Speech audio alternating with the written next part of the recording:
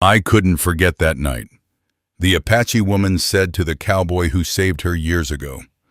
The noon heat lay heavy over Salt River Valley, pressing the world into a breathless stillness.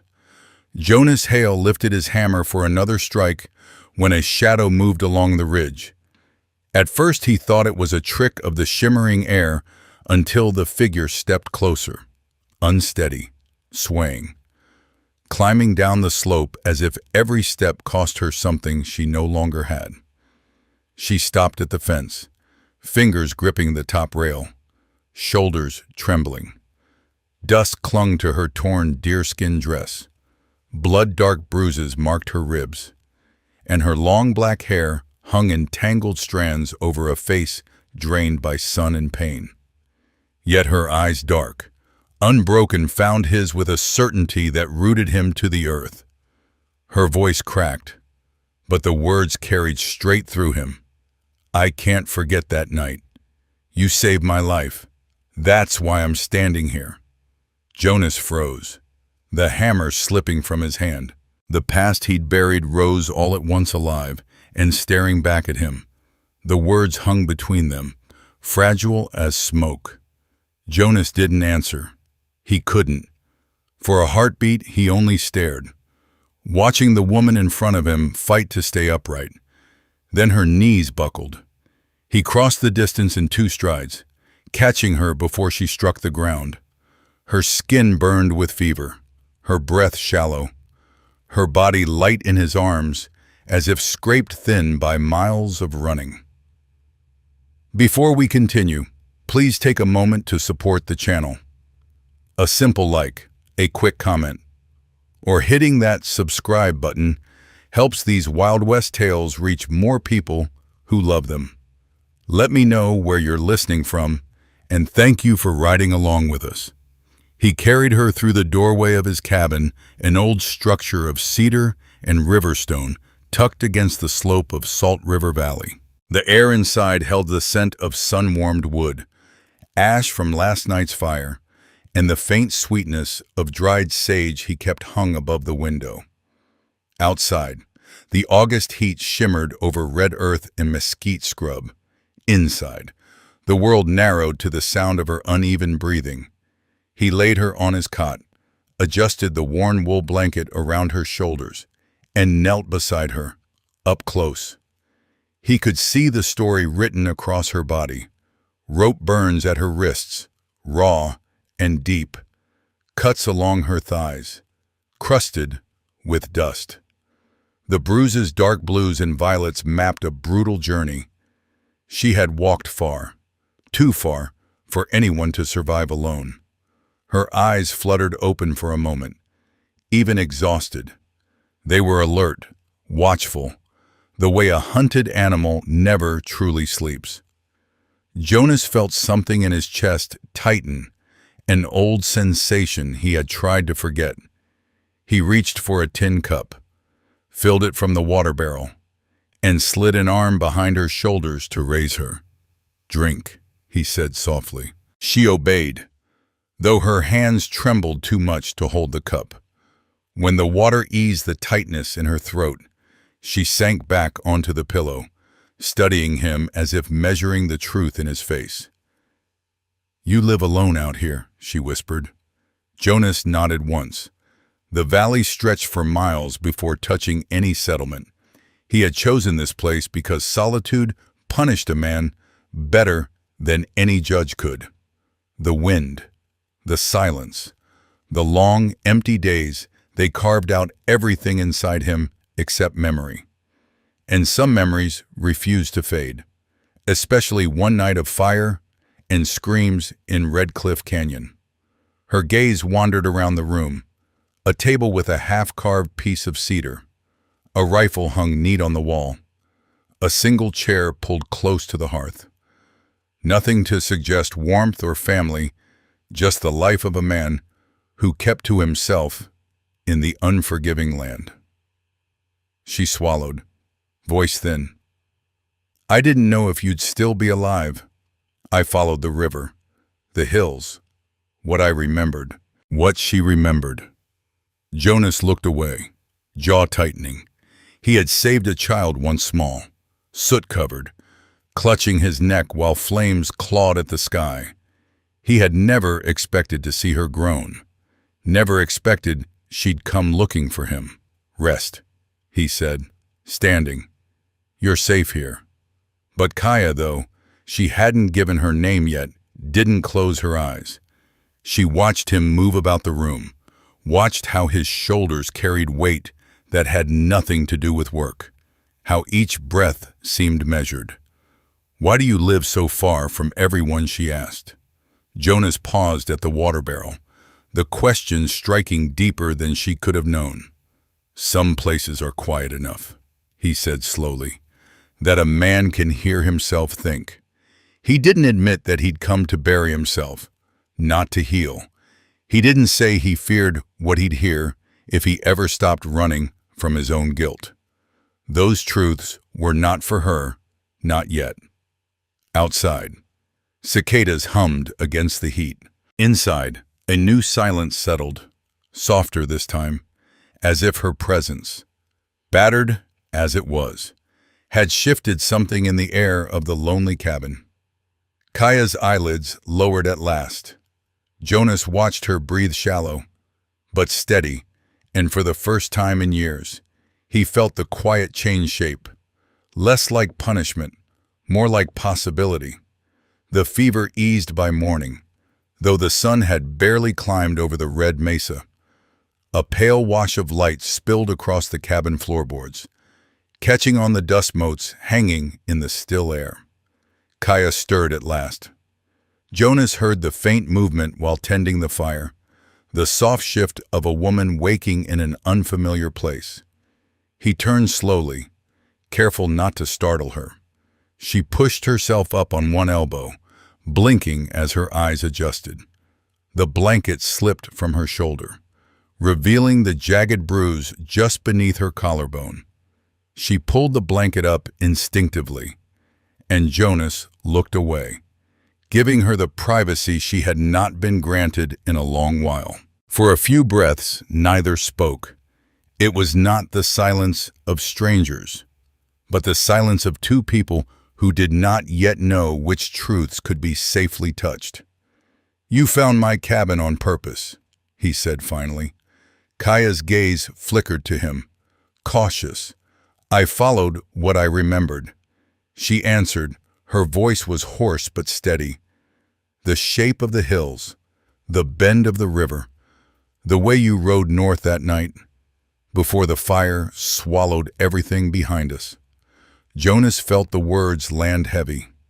Memories he had kept sealed away stirred like smoke in his lungs. She remembered far more than he expected, more than he was prepared to face. He set a tin plate of warm cornbread near her on the cot. "Eat when you can." She studied the food but didn't reach for it. Instead, she examined him with quiet intensity, eyes moving from his worn boots to his rolled sleeves, lingering on his scarred hands. There was no fear in her look, only a deep, measuring awareness.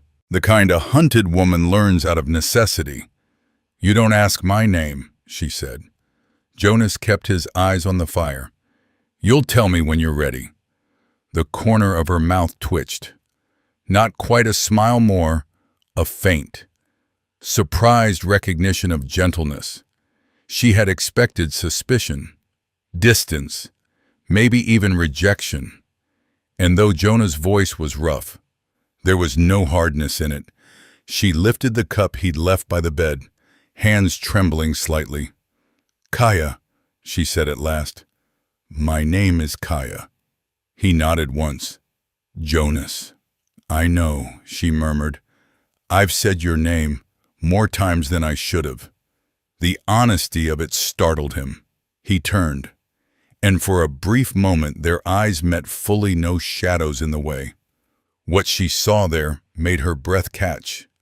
A man carrying a sorrow so old it had become part of his posture. Jonas broke the moment first. He stepped to the doorway, pushing it open to let in the morning air. The valley stretched wide beyond them, painted in ochre and gold. Kaya followed his gaze for a heartbeat. She allowed herself to breathe as though this place, this cabin, might be a small corner of the world where harm could not reach her. Then she noticed something near the table, a small cedar box, lid half open, revealing the edge of a soot-darkened bead. She frowned. It looked Apache-made, old, scarred by fire. "You kept that?" she asked quietly. Jonas stiffened. "It survived the canyon. I didn't know why I held on to it, but he did know. Holding that charred bead had been the one tether that kept him from ending his life after Red Cliff Canyon. Proof that one child, one trembling life, had made it out because of him." Kaya didn't press. Instead, she turned her face toward the window, letting the morning light touch her cheek. Her voice softened. "I wasn't sure you'd still be a good man," she admitted. "People change. Pain changes them." Jonas leaned against the doorframe, arms crossed. "It changed me plenty." Their eyes met again. This time, the distrust between them eased, just slightly, not enough to call it comfort, but enough to call it understanding. Kaya took a slow sip of water. Jonas watched her hands steady, watched the tension settle from her shoulders. For the first time since she had stepped into his life, the distance between them felt less like a wall and more like a space waiting to be crossed. The next hours unfolded quietly, as if the valley itself were holding its breath for them. Jonas kept himself busy fetching water from the barrel, cutting firewood, tending the small garden behind the cabin, but he was aware of Kaya's presence with every movement he made. Her breathing, her shifting on the cot, the soft scrape of tin when she finally gathered the strength to eat. She did everything gently, cautiously, as if afraid she might disturb something fragile between them. By late afternoon, she insisted on standing. Jonas stepped toward her on instinct. But Kaya lifted a hand, asking silently for space. She tried to rise, but her legs trembled beneath her. Jonas hovered nearby, not touching, not helping unless she asked. That patience surprised her. Most men she had known either grabbed or recoiled. Jonas did neither. He simply stood steady, like a fence post in the wind, letting her find her footing. When Kaya finally made it to the doorway, she paused, breathless. The valley stretched wide and golden under the dropping sun. Heat shimmered off the rocks. A hawk circled above the cottonwoods by the riverbed. She breathed in the dry air and closed her eyes, letting the warmth settle into her bones. "You should sit," Jonas said. "I need to know my body still belongs to me," she replied softly. Jonas said nothing, but he understood, perhaps more than she knew. She moved slowly toward the fence where she had collapsed the day before. Jonas walked a few steps behind, close enough to catch her if she faltered, but far enough not to crowd her. When she reached the railing, she braced herself against it, exhaling with effort. "You came here alone," Jonas said quietly. "All this way." Kaya nodded. "A long road is easier than staying where you are not wanted." Her words carved through him. Jonas glanced away, jaw tightening. He recognized the truth in her voice. He had exiled himself for the same reason, though the people he fled were memories, not the living. She noticed his silence. "I'm not asking you to speak of what happened," she said. "Not yet." "I will," he answered, surprising them both. "Just not today." The promise hung between them, small but anchoring. As dusk gathered, Jonas prepared supper: simple beans, cornbread, and boiled squash. Kaya ate slowly, savoring each bite. Her body was hungry, but something in her manner remained reserved. When Jonas handed her a second piece of bread, She hesitated. "You don't have to be careful with me," he said gently. "I'm not careful," she whispered. "I just don't know how long I'll stay." Jonas stilled. "You're safe here. For now," Kaya murmured, looking at her hands. "But trouble follows me, and I won't let it swallow someone else. Not again." She paused. "If danger comes, I'll leave before it reaches your door." Jonas tried to swallow the tightening in his chest. "You don't need to decide anything tonight." Kaya looked up, then really looked. Her eyes were dark, but there was a faint light inside them, flickering like a candle caught between staying and dying out. After supper, Jonas stepped outside to check the grounds before nightfall. Kaya followed quietly. The sky had deepened to purple, stars beginning to pierce the dusk. Crickets hummed in the grass. For a moment, Jonas forgot the weight of the world, simply watching her silhouette against the horizon. "I can help," she said suddenly. "With what? Whatever this life needs." She gestured at the fence line, the garden, the small corral. "I can work. I can earn my keep." "You don't owe me anything," Jonas said. "That's not what I mean," Kaya's voice softened. "I want to carry my own weight, and I want to give you something to look at, besides your own sadness." Jonas turned sharply. "You see that in me?" Kaya nodded, unafraid. "It follows you, like a shadow that hasn't learned how to rest." He didn't know what to say. He had buried that shadow deep, but she recognized it instantly, maybe because she carried one of her own. A gust of wind swept through the valley, lifting strands of her hair. Jonas reached instinctively, brushing them away from her face, but he stopped before touching her. Kaya didn't move back. She simply held his gaze, steady and unguarded, for a heartbeat. They stood in a quiet neither had known in years. Then Jonas cleared his throat, stepping away. "It will get cold soon. You should sleep," Kaya nodded, though her eyes lingered on him a moment longer. That night, as Jonas sat by the fire sharpening his knife for morning chores, he became aware of a soft sound. Kaya was murmuring in her sleep a word he didn't understand, spoken in her language. He moved closer, not waking her, just making sure she wasn't trapped in a nightmare. Her breathing steadied. Jonas watched her in the wavering firelight. She looked younger when she slept less burdened, almost peaceful. He let out a slow breath, unsure when the weight in his chest had begun to shift. But it had. He could feel it. Something inside the cabin had changed. Something inside him had, too.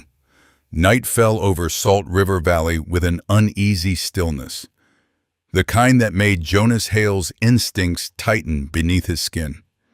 He stepped outside to check the fence line one last time, lantern in hand, eyes sweeping the dark horizon. The stars were sharp, the air dry enough to crack a man's breath. Behind him, faint through the cabin walls, he could hear Kaya shifting in uneasy sleep, murmuring in her language again words shaped by fear, memory, and Rhodes walked alone. Jonas was halfway toward the corral when something moved at the edge of the mesquite brush. He froze. A figure stumbled into the lantern glow thin, bleeding, barely upright. The young Apache man collapsed to his knees. "Help!" he rasped. "Please, help!" Jonas grabbed him before he hit the dirt. The man's shoulder was a mass of dried blood, the wound jagged and roughly wrapped with a strip of torn cloth. Jonas half carried him inside. Kaya was already sitting up on the cot, eyes wide and alert, even through exhaustion. The moment she saw the stranger's face, she gasped. "Tuala?" He blinked weakly at her. "Kaya, you're alive." His voice shook with relief, then with fear. Jonas lowered him onto a blanket near the hearth. Kaya knelt beside him, brushing dust from his cheek with trembling fingers. "What happened?" she asked. Tuwala coughed, the sound raw. "Colden, Mar. He has Mitch Lyle and Cal Rowden with him. They're hunting you. They know you escaped." His gaze shifted to Jonas. "They know she came this way." Jonas felt the bottom of his stomach drop, but it wasn't fear for himself. It was the sight of Kaya tilting her face away, shame and dread washing across her features. "I told you trouble would come," she whispered. Jonas ignored the words. "How far behind are they hours? Maybe less." Tuwala struggled for breath. "I tried to run. They shot me. But I had to reach you. Had to warn her." Jonas cleaned the wound while Kaya steadied Tuwala's shoulders. The young man winced, but continued speaking, eyes burning with something deeper than pain. Mar wasn't always after her. He wanted something else first. Tuwala swallowed hard. "He wanted your land, and the land of our people." Jonas stilled. "Explain." Tuwala's eyes brimmed with anger and something like shame. 5 years ago, the night of the fire, the soldiers came because Mar brought them. He fed lies to the army, said our camp hid warriors, weapons. All he wanted was the land. There's gold in the canyon walls. He thought if he made us look dangerous, he could claim everything after blood was spilled. Kaya's breath hitched. Jonas didn't move, but something inside him cracked. Slowly, painfully. "He used me," Jonas said, voice low. "Used my scouting, yes." Tuwala swallowed again. "You didn't know, but he did." Kaya closed her eyes. All those years of carrying the wrong name in her nightmares, Jonas's name fell apart in a single breath. When she looked at him again, her gaze held none of the fear he expected, only sorrow, and a strange, quiet relief. "It wasn't your fault," she whispered. Jonas's jaw clenched hard enough to ache, but he forced his breath to steady. Not now. Not with danger near their door. Tuwala reached for Kaya's hand. "He wants you back, Kaya. Alive if he can. Dead if he must. He says you're his property." Kaya's shoulders stiffened, but she didn't flinch. "I'm not property. I know," Tuwala said softly. "That's why I came." He sagged then, strength draining. Jonas eased him down, but there was nothing more to do except keep him warm. Outside. The night thickened. A far-off sound pricked Jonas's awareness. Hoofbeats, slow, patient, hunting. Kaya heard it too. She stood quickly, fear flickering through her but not breaking her. "Jonas," she murmured, "I can leave. If I go now, they won't." "No." His voice cut through the room, sharp and final. "You're not going anywhere." Her eyes widened. She opened her mouth to argue, but Jonas stepped closer. Close enough for her to feel the heat of him. Close enough for her breath to catch in her throat. "You walk out that door," he said softly, "and I'll follow you into whatever hell waits. I won't let you face this alone." Kaya swallowed hard. "I don't want you hurt because of me." Jonas shook his head. "You already saved my life once." His voice was a low ache. "The night you survived, you kept me from ending myself. Kaya, I owe you more than you know." A long, trembling breath escaped her. The fear in her eyes softened, not gone, but changed, rooted now in something deeper. Jonas handed her the pistol he'd cleaned earlier. "You remember what I taught you?" She nodded. "Point. Breathe. Don't hesitate." "Good." He stepped outside to meet the danger coming through the valley. Kaya followed him to the doorway, refusing to stay back. Jonas positioned himself behind a cluster of boulders. Kaya took the shelter of the fence rail, Lanterns moved in the dark, 3 riders approaching, silhouettes sharp against the night sky. Colden Mar's voice rose, cruel and unmistakably calm. "Girl, I know you're here. You think running changes what you owe me?" Kaya's fingers tightened on the pistol. Jonas placed a hand over hers just long enough to steady her trembling. The rider spread, trying to flank the cabin. Jonas fired first clean. Precise. Mitch Lyle dropped from his saddle with a cry. Mar shouted orders and returned fire. Bullets split the night. Kaya braced both arms, aimed at the second rider, and pulled the trigger exactly as Jonas had taught her. The shot rang true. Cal Rowden tumbled from his horse, but Mar kept coming. He dismounted, moving like a predator that had been denied its prize too many times. Jonas stepped out to stop him. But Mar fired, grazing his arm and driving him to one knee. Kaya gasped. Mar advanced, gun raised to finish Jonas. She did not think. She stepped forward, breath shaking, aimed through the tears blurring her vision, and fired. Mar staggered, clutching his shoulder. Jonas surged to his feet, crossed the distance in 3 long strides, and wrenched Mar's pistol from his hand. The 2 men fell into a brutal struggle, fists, dirt, and rage. Jonas finally forced Mar to the ground, breath ragged, heart pounding. Under the moonlight, Mar bared bloody teeth. "You can't protect her," he hissed. "You couldn't protect any of them." Jonas leveled the barrel at him, eyes steady. "But I can protect her now. One shot, clean, final." The valley fell silent except for Kaya's soft, broken breaths. Jonas turned.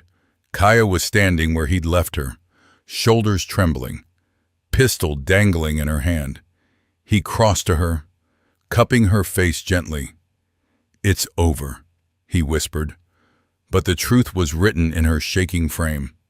Something had ended, but something else fragile, necessary, had begun. Silence settled over Salt River Valley after the last echo of gunfire faded. It was the kind of silence that arrives only when danger is gone. But the memory of it still clings to the air like smoke.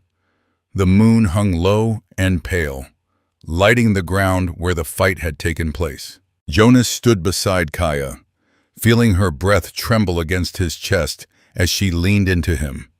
Her hands were cold, his arm, still bleeding from Mar's bullet, wrapped around her without hesitation. "We're alive," he murmured. Kaya nodded faintly, but she couldn't seem to look away from the darkness where Mar had fallen. She wasn't afraid, just overwhelmed, as though her spirit was still catching up to the fact that the man who hunted her for years could no longer reach her. A soft groan broke the stillness. Jonas turned sharply. Tuala lay near the fence, his breath thin and uneven. Tuala. Kaya dropped to her knees beside him. Jonas followed, lifting Tuala gently so his head rested against Kaya's lap. She brushed the hair from the young man's forehead, her fingers trembling. "I tried to hold him off." Tuala whispered, I didn't want him to get you again. "You saved us," Kaya said, voice thick. "You came even when you were hurt. You didn't have to." Tuala gave a faint, broken smile. Someone had to come. Someone had to do right, after all that wrong. His breathing hitched. Jonas recognized the sound, the fragile, uneven breaths of a man whose body had nothing left to give. Kaya pressed her forehead to his. "I'll tell your family you were brave," she whispered. Tuala's gaze drifted toward Jonas. "You did not kill them that night. It was him. Remember that." Jonas swallowed hard. "I know. Thank you."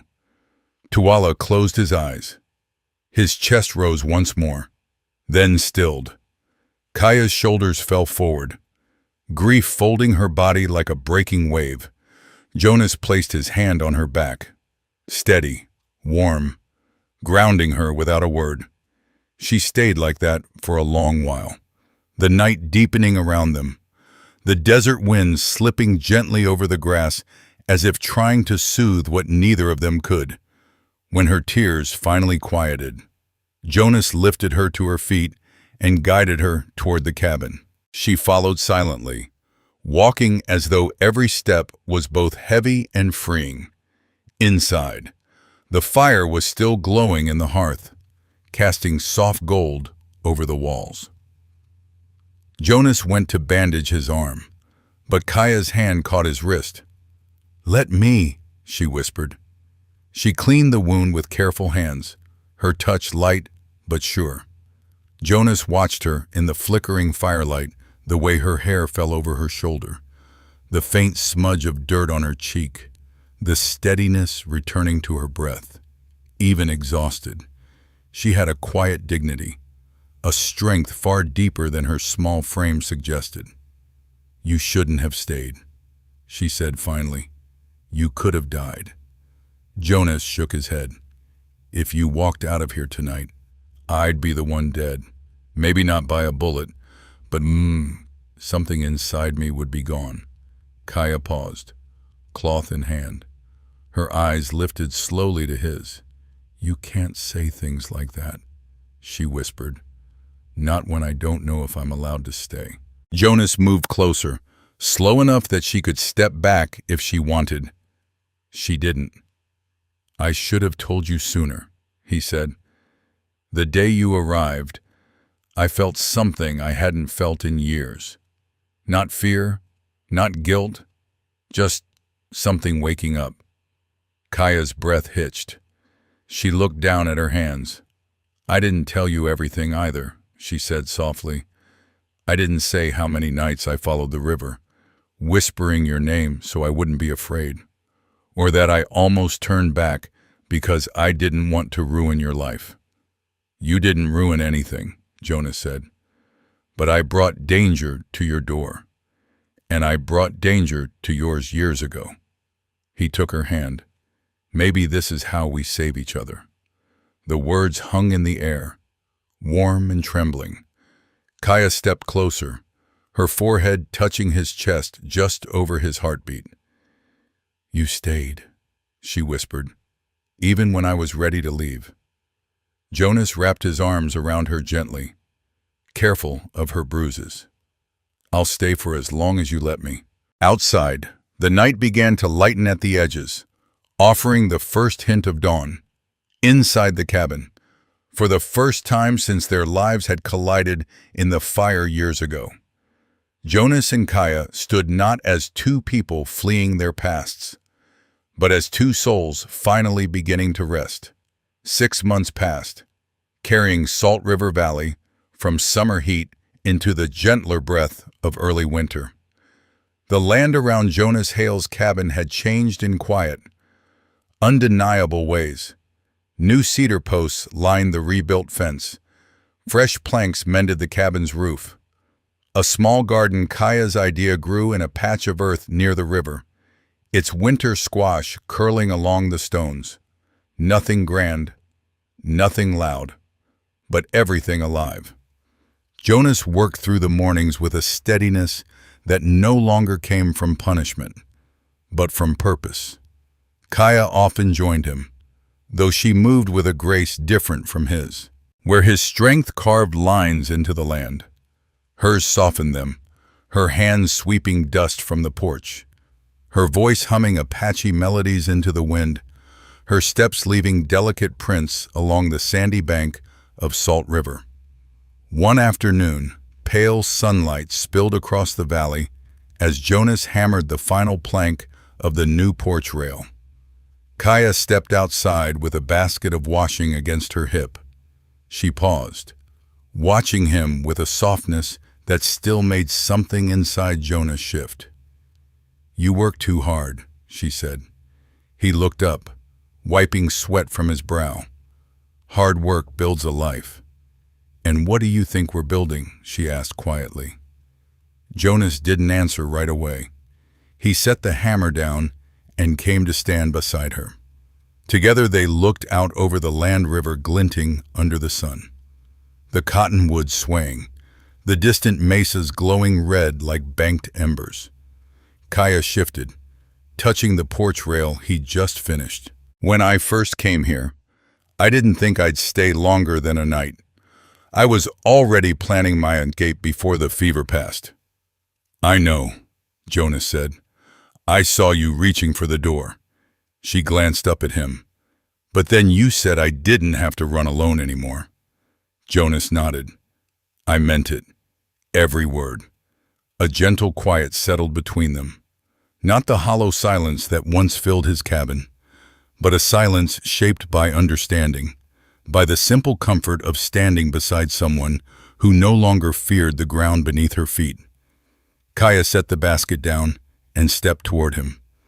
There's something I didn't say that first day, she murmured. Something I wanted to say, but didn't know if I was allowed to. Jonas touched her hand, waiting.